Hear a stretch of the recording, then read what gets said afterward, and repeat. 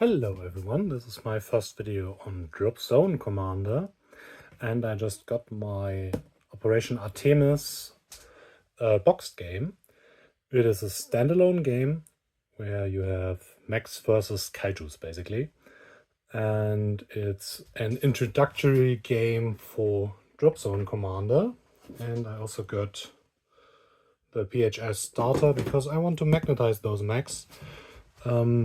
And have a look at the transporting of the units for the game.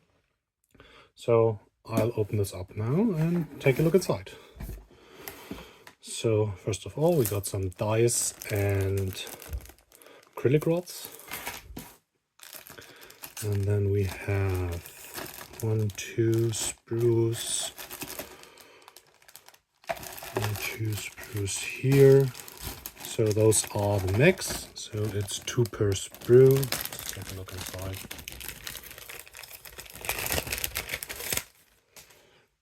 So we got legs, body, and weapon options. I will take a look at magnetizing them, because they can be used in Dropzone Commander. Those mechs are exclusive to this box, and this probably won't change in the near future.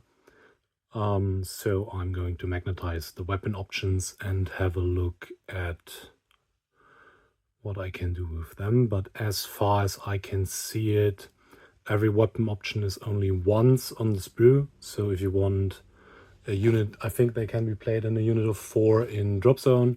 So if you want to have a full squad of 4, you need 2 boxes of Artemis, because there's only 1 weapon option each.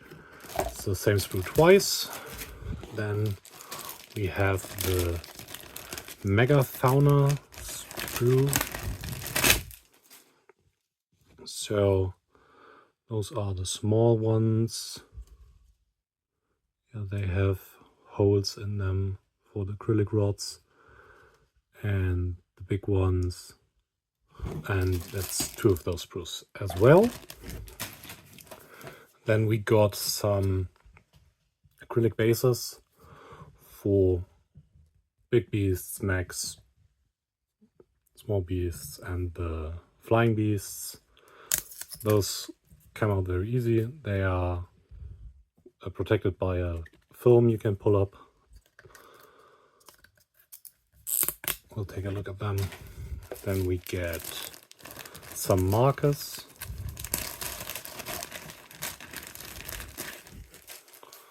So those are the same cardboard quality from the Drop Fleet Commander starter set. They are fine. I used them a while for now in Drop Fleet. They are okay.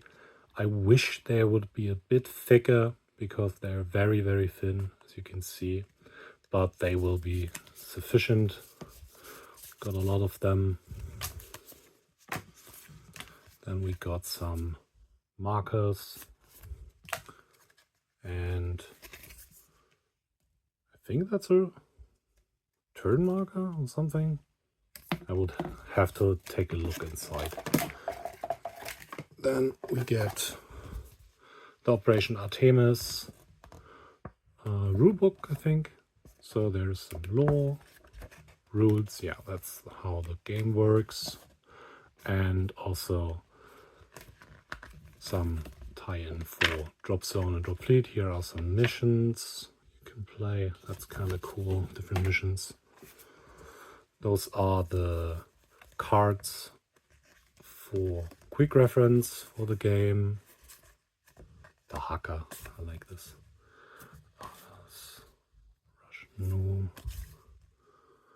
Minotaur, Sphinx, Harpy. Those are the small ones. Yeah, so some cards. Some cards here. Those are for playing the game. Then we get terrain. So it's paper terrain. It's the same as in the terrain boxes, TT combat cells. Those are fine, they are completely fine for playing. I wish they would be a little bit thicker, comparable to the Infinity terrain, but it is what it is. They are printed very nicely though, they look good. And then we have the playmat, and that looks like it is very big.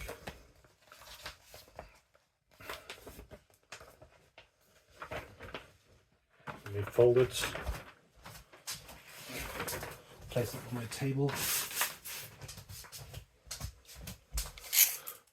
So it is a very big playmat, as you can see, and I will measure it. So that's 36 inches. So for Artemis, that's fine. For a normal game of Dropzone, that would be 48 by 48 inches. So it's a little bit too small for playing Dropzone. Except you're playing smaller games, then I assume it's fine. And now I will build one of the transports for the PHR, magnetize them, build all the miniatures, and I'll be back in a minute after building and magnetizing everything. Okay, so I'm back from building them, and let's have a look. So first of all, how to magnetize. I used 3x1mm round magnets for everything. So magnet in here on the top, magnet in here. There already was a hole. It was slightly bigger than the magnet, so I had to fill it with a little bit of green stuff. Same on the other arm. Same with some of the weapons. They are already basically pre-holed. Some of them needed some drilling, which is done easily, and then you can magnetize all the options how you like them, as you can see here. So every weapon comes twice in the box. So if you want to have 4 of each kind of mech, you would need 2 boxes, as I thought. And then let's have this one equipped as well with some weapons. Let's take it like this. And I build one of the dropships.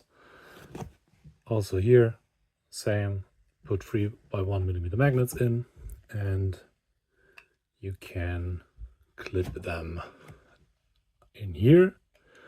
So a small thing here, the hole is not perfect. It's slightly smaller than the pack, but it's not an issue. And also those mechs are pretty huge, so they clip with the base here.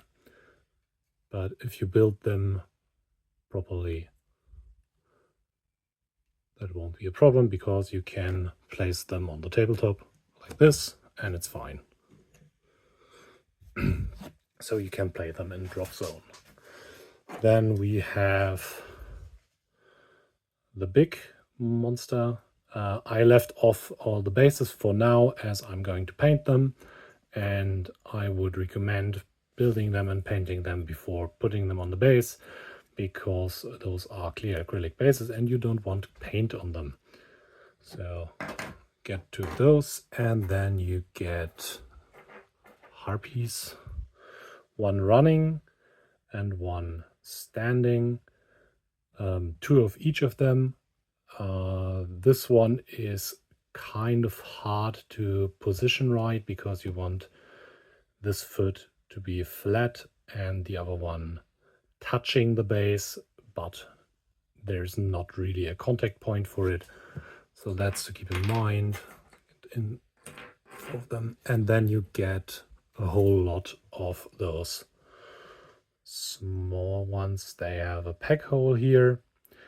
You get 8 bases with packs and 2 bases without, and those ones here are the ones that go on the bases without, as those have a peg hole as well. If you have some pegs left and you can drill just through the base and insert another rod, and then you would have all of them flying, which is what I'm going to do. So that's the review for the box. I quite like it. I'm going to get a second one to have all of those mechs in all variations magnetized, and next video will be a review of the bullhorn, and then I will paint everything. So have a nice day. Bye.